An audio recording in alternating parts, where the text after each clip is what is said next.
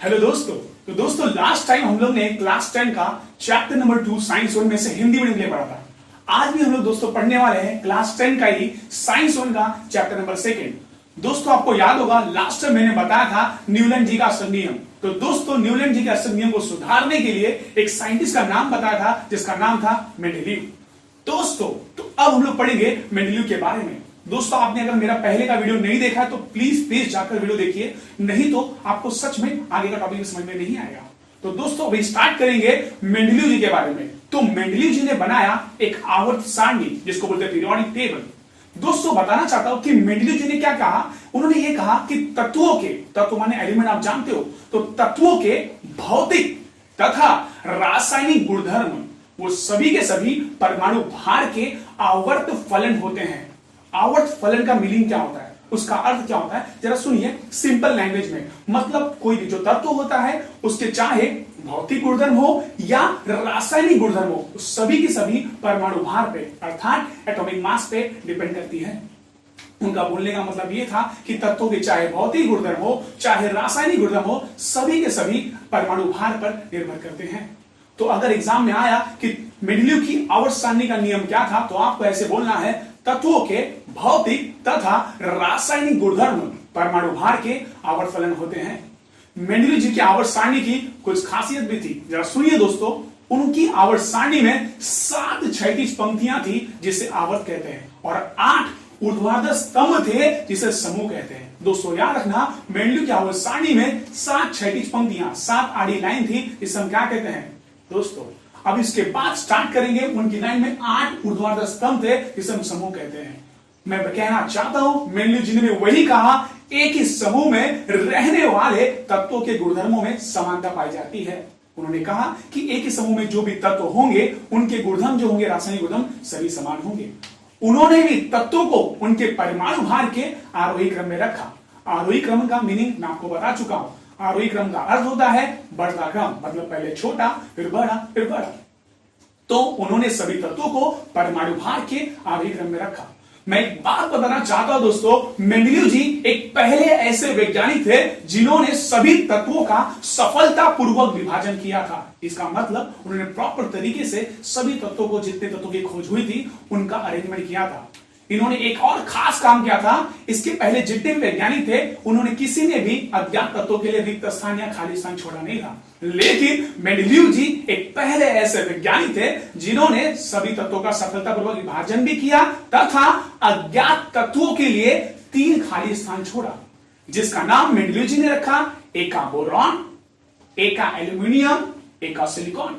तो दोस्तों याद रखिए मेंडेलीव की आवर्त सारणी का नियम क्या कहता है, तत्वों के भौतिक तथा रासायनिक गुणधर्म परमाणु भार के आवर्त फलन होते हैं। उनकी खासियत, उनकी अच्छाइयां, मेंडेलीव की आवर्त सारणी की विशेषता है। याद रखना मेंडेलीव की आवर्त सारणी में 7 क्षैतिज पंक्तियां थी जिसे आवर्त कहते हैं, तथा 8 ऊर्ध्वाधर स्तंभ थे जिसे समूह कहते हैं। मेंडेलीव जी ने कहा एक ही समूह में रहने वाले तत्वों के गुणधर्मों में समानता पाई जाती है। मेंडेलीव जी ने तत्वों को उनके परमाणु भार के आरोही क्रम में रखा। दोस्तों बताना चाहता हूं कि मेंडेलीव जी पहले ऐसे वैज्ञानिक थे जिन्होंने सभी तत्वों का सफलतापूर्वक विभाजन किया था। उन्होंने अज्ञात तत्वों के लिए कितना खाली स्थान छोड़ा था? That's correct, 3। उन्होंने अज्ञात तत्वों के लिए 3 खाली स्थान छोड़ा था, जिसका नाम उन्होंने रखा था, एक का बोरॉन, एक का एल्यूमिनियम, एक का सिलिकॉन। आगे चल के एक का बोरॉन का नाम पड़ गया स्कैंडियम, एक का एल्यूमिनियम का नाम पड़ गया गैलियम, एक का सिलिकॉन का नाम पड़ गया जर्मेनियम। लेकिन दोस्तों लेकिन उन्होंने 4 गलतियां और कर दी। याद रखना, जिसके कहते हैं मेंडेलीव की आवर्त सारणी की विषमताएं या त्रुटियां। दोस्तों पहली बात, उन्होंने हाइड्रोजन को कोई निश्चित स्थान नहीं दिया। दूसरी बात, उन्होंने समस्थानिक को निश्चित स्थान नहीं दिया। आपके दिमाग में क्वेश्चन आया समस्थानिक किसे कहते हैं? समस्थानिक को इंग्लिश में आइसोटोप कहते हैं। समस्थानिक का मतलब होता है ऐसे तत्व जिसका परमाणु क्रमांक समान हो परंतु परमाणु भार क्या हो? असमान। परमाणु क्रमांक का अर्थ होता है किसी तत्व के परमाणु में जितने इलेक्ट्रॉन की संख्या होती है। जैसे सोडियम का एग्जांपल लेते हैं, सोडियम एक तत्व है, उसके अंदर इलेक्ट्रॉन की संख्या 11 है, अर्थात उसका परमाणु क्रमांक 11 है। तो समस्थानिक का अर्थ यह होता है ऐसे तत्व जिनका परमाणु क्रमांक समान हो लेकिन परमाणु भार असमान हो तो उसे समस्थानिक कहते हैं। तो दोस्तों त्रुटियों में पहला पॉइंट था, उन्होंने हाइड्रोजन को निश्चित स्थान नहीं दिया। दूसरा, उन्होंने समस्थानिक को भी निश्चित स्थान नहीं दिया।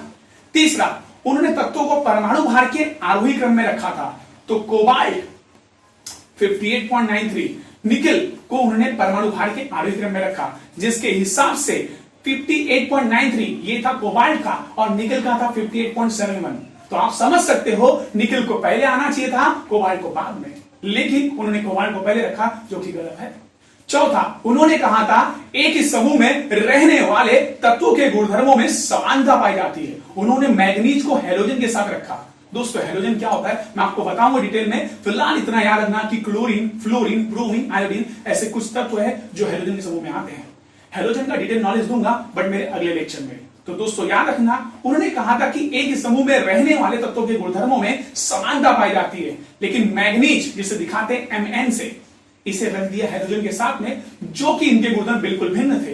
तो दोस्तों आज मैंने आपको मेंडलीव के आवर्त का नियम बताया, तत्वों के भौतिक तथा रासायनिक गुणधर्म परमाणु भार के आवर्त फलन होते हैं। अगर आपको मेरी वीडियो में कुछ कमी लगती है तो प्लीज मेरे पर्सनल ग्रुप में मुझे कमेंट कीजिए, मुझे बताइए दोस्तों, और ये वीडियो लाइक शेयर सब्सक्राइब कीजिए। आशा करता हूं कि आपको मेरा वीडियो काफी अच्छा लगता होगा।